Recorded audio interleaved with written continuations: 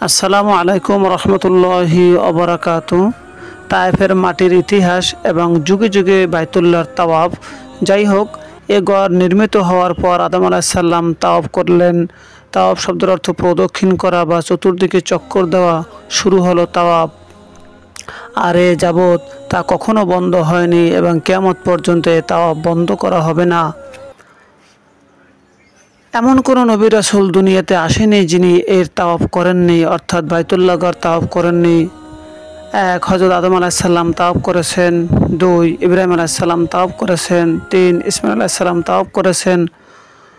চার, হযরত মূসা আলাইহিস সালাম তাওয়াফ করেছেন। পাঁচ, হযরত ঈসা আলাইহিস সালাম তাওয়াফ করেছেন। ছয়, ফেরেশতাগণ তাওয়াফ করেছেন। সাত, জিন জাতি তাওয়াফ করেছেন। সর্বশেষ আখির নবী মুহাম্মদ রাসূলুল্লাহ সাল্লাল্লাহু আলাইহি ওয়াসাল্লাম এর তাওয়াফ করেছেন। এমনকি মহাপ্লাবনের সময় নূহ আলাইহিস সালাম কিস্তি নৌকা সারা বিশ্বে অর্থাৎ সারা পৃথিবী ঘুরে এসে এ ঘরের কাছে যখন পৌঁছল, তখন এ নৌকা আরোহীদেরকে নিয়ে কাবা ঘরকে ৭ চক্কর দিয়ে অন্যত্র চলে যায়। শুধু তাই নয়, মক্কার অনতি দূরে তায়েফ নামক এক বসতি আছে। এ তায়েফের জমিন ও কাবা ঘরে এর তাওয়াফ করেছে।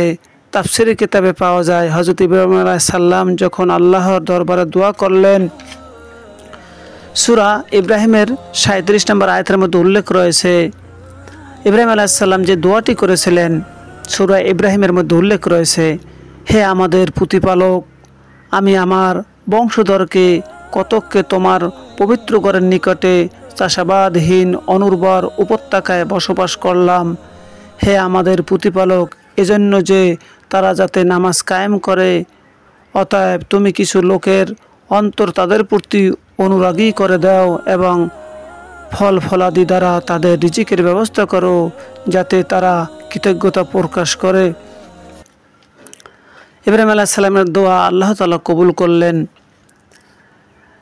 জিবরাইল আলাইহিস সালামকে হুকুম দিলেন, যাও সিরিয়ায়, সেখান থেকে হাওরান নামক এলাকার একখণ্ড জমিন, গাছপালা, ফসলাদি সহ উঠিয়ে নিয়ে আসো। হযরত জিবরাইল আলাইহিস সালাম আল্লাহর নির্দেশ মোতাবেক বিশাল একখণ্ড জমিন সেখান থেকে উঠিয়ে আনলেন। এরপর বাইতুল্লাহর কাছে এনে তাকে তাওয়াফ করালেন। এরপর তাকে মক্কার নির্দিষ্ট স্থানে স্থাপন করলেন। তাই সে জায়গার নাম হলো তায়েফ।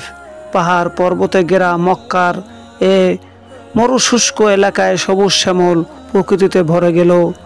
মহান আল্লাহ তাআলা আমাদেরকে হেফাজত করুন এবং আল্লাহ ও রাসূলের পথে চলার তৌফিক দান করুন। আল্লাহ তাআলা আমাদের মৃত্যুর আগে হজ এবং উমরা পালন করার তৌফিক দান করুন। পৃথিবীর সকল মা বোনদের আল্লাহ তাআলা হেফাজত করুন। বিশ্বের মানুষ শান্তিতে থাকুক, সুখে থাকুক, আমিন। আসসালামু আলাইকুম রহমতুল্লাহি ওয়া বারাকাতুহু।